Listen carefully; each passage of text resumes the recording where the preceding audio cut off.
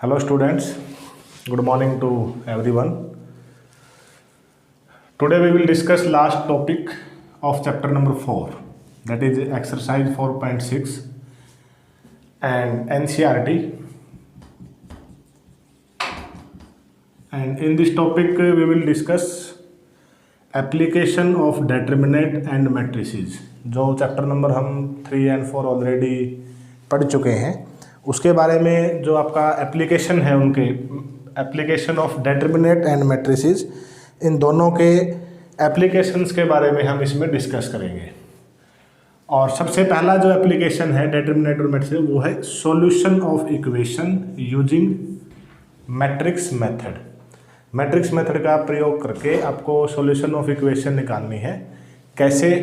Suppose आपको equation given है a1x plus b1y plus c1z is equal to d1, और ये इक्वेशन कौन सी होगी? Equation in 3 variables, a2x plus b2y plus c2z is equal to d2 and a3x plus b3y plus c3z is equal to d3। Suppose ये आपका कोई भी equation है। अब यहाँ पर a1 b1 c1, a2 b2 c2 and a3 b3 and c3 are coefficient of variables, और variable क्या है आपके? x, y और z। इनका आपको सॉल्यूशन निकालना है, और सॉल्यूशन किस मेथड से निकालना है? Matrix method. बहुत ही इंपॉर्टेंट टॉपिक है आपका, हर एग्जाम के अंदर 6 मार्क्स का क्वेश्चन आता है इस टॉपिक से आपका। फोर्थ चैप्टर है आपका इस टॉपिक से। अब इसको हम डिस्कस करने से पहले कुछ टर्म्स हैं जिनको पढ़ना बहुत ज़रूरी है। First one is consistent and second one is inconsistent.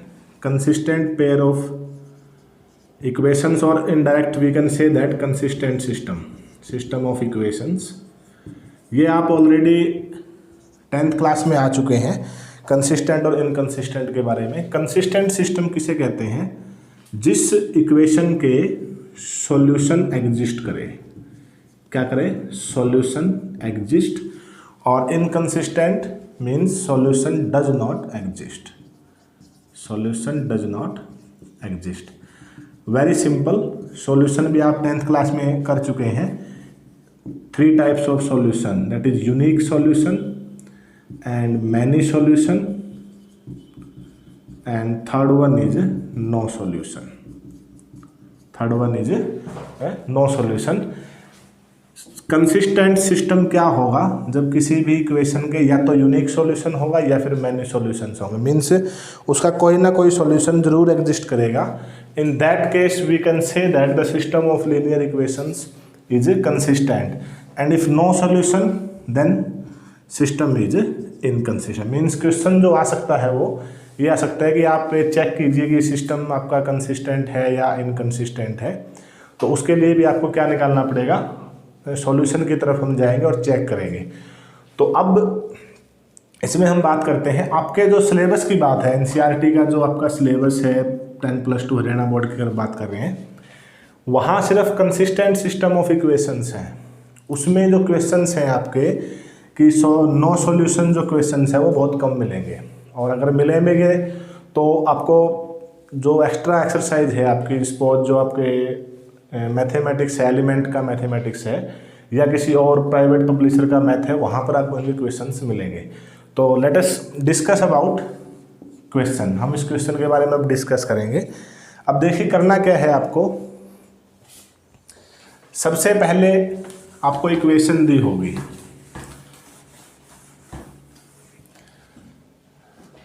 मैं आपको इक्वेशन सिंपली लिख देता हूँ।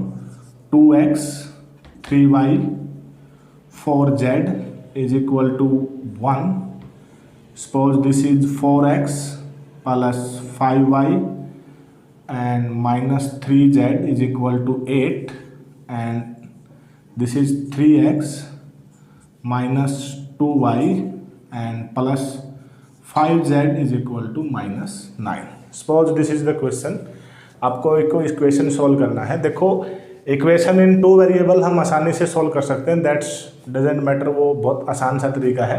हम सीधा क्वेश्चन को 3x3 मैट्रिक्स पे लेके चलेंगे। तो सबसे पहले आपको क्या लिखना है वो देखिए, जितने भी कोफिशिएंट हैं आपके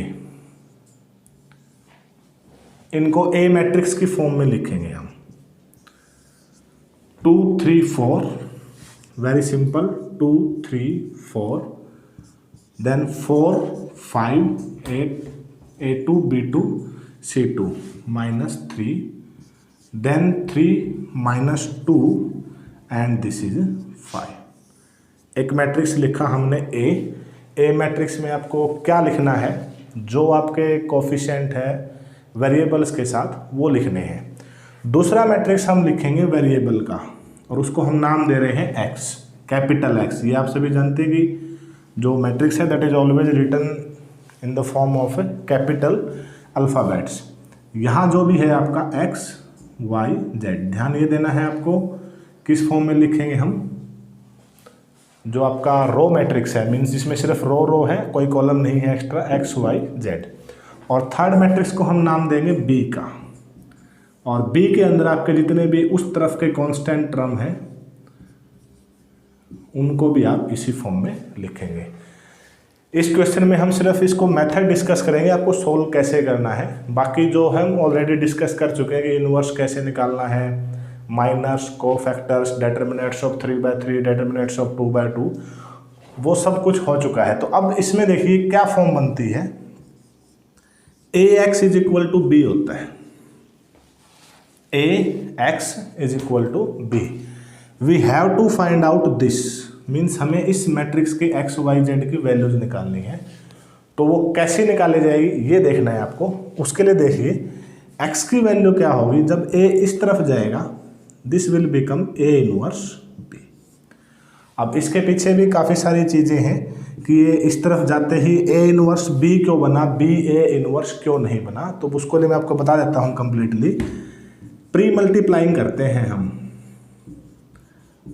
pre multiplying both side, pre multiplying both side by a inverse.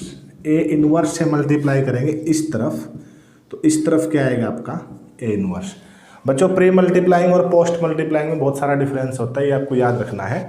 Pre multiplying mean जिससे हम मल्टीप्लाई कर रहे हैं वो उस से पहले लिखा जाएगा यहाँ पे, और पोस्ट मीन्स बाद में। अब प्री मल्टीप्लाइंग ही क्यों किया, इसका भी रीजन है, बिकॉज a इनवर्स a किसके इक्वल होता है, I के इक्वल होता है। Means if we multiply inverse of any matrix with that matrix then we will get a identity matrix. Okay, then a inverse into a, ये क्या बन जाएगा I, और I इंटू x क्या बन जाएगा आपका x is equal to a inverse b। अब क्वेश्चन बहुत सीधा सिंपल क्वेश्चन है। क्या क्वेश्चन है, ये जो मैट्रिक्स है इसका आपको निकालना है इनवर्स। क्या निकालना है, इनवर्स निकालना है। इनवर्स कैसे निकालते हैं उसके लिए मैं आपको एक कंप्लीट प्रोसीजर बता देता हूँ। ये मैंने आपको बता दिया है कि यहाँ पे जो x के जो सॉल्यूशन निकलेंगे वो क्या निकलेंगे, a मैट्रिक्स का इनवर्स निकाल के उसको b से मल्टीप्लाई करना है। उसके बाद एक इसी फॉर्म में एक आपको मैट्रिक्स मिलेगा राइट हैंड साइड में, then you will get solution of that matrix. Okay, अब a इनवर्स का प्रोसीजर मैं आपको बता देता हूँ। प्रोसीजर टू फाइंड, रिपीट कर रहे हैं एक तरह से, ये हम पहले भी कर चुके हैं। Procedure to find a inverse, firstly आपको क्या निकालना है, डिटर्मिनेंट ऑफ a निकालना है। क्या निकालना है आपको, determinant of a। Determinant of a निकालने के बाद आपको निकालने हैं कोफैक्टर, उसके बाद आपको निकालना है एडजॉइंट ऑफ a, और फिर a इनवर्स आपका क्या बन जाएगा, adjoint of a divided by determinant of a। This will called as a inverse. Okay, अब यहाँ a इनवर्स जो भी आएगा आपका उसकी किसके साथ मल्टीप्लाई करनी है आपको, इसके साथ। देखो मैट्रिक्स मल्टीप्लिकेशन ऑलरेडी आ चुकी है, इसको मुझे दोबारा से रिपीट करने की आई होप की ज़रूरत नहीं है। आप फिर से a इनवर्स की किसके साथ मल्टीप्लाई करेंगे, b के साथ। सपोज हमने a इनवर्स की b के साथ जब मल्टीप्लाई करेंगे तो x जो मैट्रिक्स है that is X Y Z, और जब a इनवर्स हम निकालेंगे और जब उसकी b के साथ मल्टीप्लाई होगी तो उसका भी जो फॉर्म आएगी वो इसी फॉर्म में आएगी। सपोज ये आ जाए कि मान लीजिए -2, 3 एंड 4। सपोज मैंने आपको ये बताया कि हो सकता है ऐसा आ जाए, तो आपका आंसर क्या होगा, x is equal to -2, y is equal to 3, z is equal to 4। Okay students, बहुत बिल्कुल क्लियर है।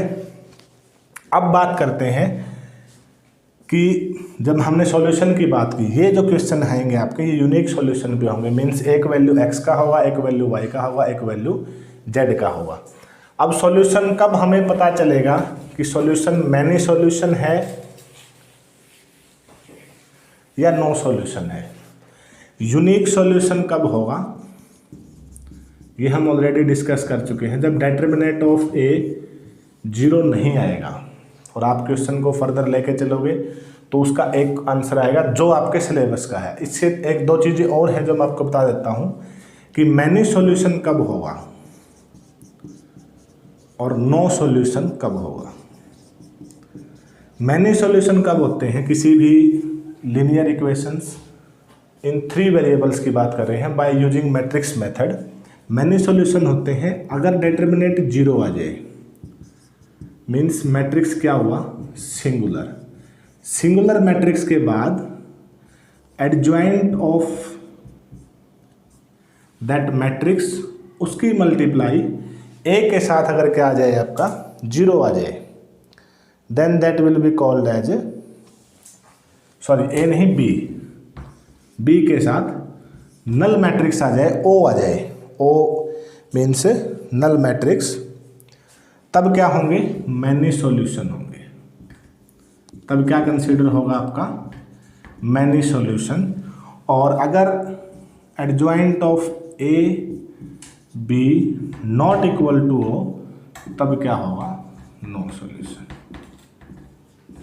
आई होप कि आप समझ गए होंगे कि अगर किसी भी कंडीशन के अंदर इस तरह क्वेश्चन आ जाए कि मैनी सॉल्यूशन कब होंगे, तो अगर डिटरमिनेंट 0 हो किसी भी मैट्रिक्स का, इन दैट केस आपको क्या लिखना है, adjoint of A B matrix ये था आपका 1 8 9, इनकी मल्टीप्लाई क्या हो, आपकी ओ हो। ये ओ है, 0 नहीं है, ये ध्यान रखिएगा। ओ स्टैंड्स फॉर नल मैट्रिक्स, जब ये नल मैट्रिक्स बन जाए। ओके स्टूडेंट्स, तो आई होप कि आप इसको अच्छी तरह से करेंगे। अब कुछ क्वेश्चंस करते हैं हम 4.6 के। तो लास्ट एक्सरसाइज है आपकी 4.6 का फर्स्ट क्वेश्चन यही है कि एग्जामिन द कंसिस्टेंसी। क्वेश्चन क्या लिखा हुआ है, examine the consistency of the system of equations. Examine the consistency of system of equations. अब इससे यही पता लगता है कि आपका कंसिस्टेंसी के बारे में आपको बताना है कि सिस्टम कंसिस्टेंट है या इनकंसिस्टेंट है। कंसिस्टेंट सिस्टम सपोज कब होगा, जब मैंने आपको फिर बार बार रिपीट कर रहे हैं इस चीज़ को कि कंसिस्टेंट कब होगा, जब मैनी सॉल्यूशन हो और या फिर क्या हो, यूनिक सॉल्यूशन हो। क्या हो, यूनिक सॉल्यूशन। अब मैं आपको एक क्वेश्चन है इसके अंदर, कोई भी 6th क्वेश्चन है, 5x - y + 4z is equal to 5। 5x - y + 4z is equal to 5। 2x + 3y + 5z is equal to 2। and next one is 5x - 2y + 6z and that is equal to -1। ये आपको given है। अब यहाँ से आपको सभी पूरे आपके टोटल 14 के 14 क्वेश्चन इस एक्सरसाइज में ऐसे हैं जिनमें आपको या तो सॉल्व करना है या सिर्फ कंसिस्टेंसी चेक करनी है। तो अगर सिर्फ कंसिस्टेंसी आप इस फॉर्म में अगर हम लिखें तो ए मैट्रिक्स क्या बनेगा, 5, इसके साथ कुछ नहीं है तो -1, और ये क्या है आपका 4, 2 3 5,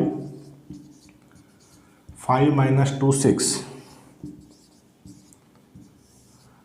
बी क्या बनेगा x y z, और आपका x मैट्रिक्स बनेगा, और बी मैट्रिक्स क्या बनेगा आपका जो कांस्टेंट है 5 2 -1। एक चीज़ क्लियर है, सबसे पहले आपको निकालना है डिटरमिनेंट। क्या निकालना है? डिटरमिनेंट। इस क्वेश्चन का मैं आपको निकाल लेता हूँ डिटरमिनेंट क्या होगा। हम फर्स्ट रो से एक्सपेंड करेंगे तो 5 इंटू 18 प्लस 10 हो जाएगा। इसकी पोजीशन के अकॉर्डिंग ऑड पोजीशन पे है तो माइनस का क्या हो जाएगा प्लस 1, और 6 into 12 minus 25 plus third one is 4 into -4 minus 15। Calculate 18, that will become 28 into 5, that is 140, that is minus 13, okay, and this is minus 19 minus 76, तो 140 minus 89, that will 51। तो when a determinant not equal to 0, तब क्या था आपका unique solution होगा। मैंने बताया था आपको क्या होगा यूनिक सॉल्यूशन, और अगर यूनिक सॉल्यूशन है तो system will be consistent, system will be consistent. Okay students, तो इस एक्सरसाइज में सभी क्वेश्चंस कराना आपके एक साथ मतलब पॉसिबल नहीं है। आपको क्वेश्चंस 1 बाय 1 करके पूरे के पूरे 14 के 14 क्वेश्चन एक जैसे हैं, कोई डिफरेंस नहीं है किसी भी क्वेश्चन में। बस आपको ये देखना है कि किसके सॉल्यूशन यूनिक आएगा और जिसका यूनिक सॉल्यूशन होगा उसको मैंने आपको बताया हुआ है। जैसे क्वेश्चन नंबर 6 तक तो आपको यहाँ तक करना है। 6 के बाद जो है मान लीजिए solve system of linear equation से लिखा हुआ है कि आपको सोल्व करके बताना है। वहाँ क्या करना है आपको, इसके बाद क्वेश्चन आगे जाएगा कि x जो होगा वो a इनवर्स b के इक्वल होगा। मीन्स फिर आपको ये a इनवर्स पूरा का पूरा निकालना है। ओके, और a इनवर्स निकाल के फिर उसके साथ b के साथ उसकी मल्टीप्लाई होगी। ठीक है, a इनवर्स के साथ b की multiply, then you will get final answer of that question. I hope कि आप अच्छी तरह से समझ गए होंगे। और ये हमारा चैप्टर नंबर 4 की लास्ट वीडियो है, चैप्टर 4 की 4.6 जो है NCERT की बुक से। और इसमें जो एक्सरसाइज इसके बाद जो बचती है मिसलेनियस एक्सरसाइज बचती है मिसलेनियस, उनको हम आफ्टर ओपनिंग ऑफ स्कूल्स करेंगे, जब स्कूल खुल जाएंगे तभी करेंगे। अभी हम सिर्फ जो बेसिक्स टॉपिक हैं उन्हीं के बारे में डिस्कस कर रहे हैं, और नेक्स्ट वीडियो में कोई नया चैप्टर हम शुरू करेंगे। Thanks and have a good day.